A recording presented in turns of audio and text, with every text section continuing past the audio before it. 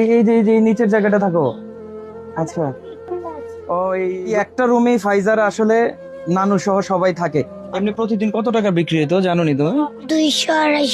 200-250 টাকার বিক্রি হতো না? ফাইজারে যদি কেউ নিতে চায়, না ভাই আমি দিতাম না। নানু আপনার কত টাকা লাগবে বলেন, এই যে আপনি টাকা নেন নিয়ে ফাইজাকে আমাকে দিয়ে না দেন।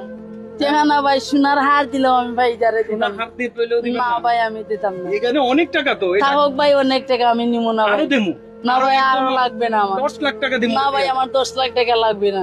দিয়ে দেন please, না দিয়ে ভাই দেন। পারতাম না। দিবেন না? না ভাই আমি বাচ্চা দিব না। পুরো স্কুলে ভর্তি করাবো, ইয়া করবো, সবকিছু করবো।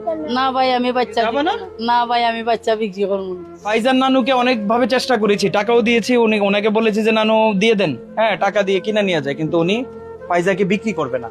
কিন্তু ওর বাবাটা 3 মাসের পেটে রেখে রেখে চলে গিয়েছিল, তারপর থেকে এই নানুই ওকে লালন পালন করেছে, এই পর্যন্ত নিয়ে আসছে।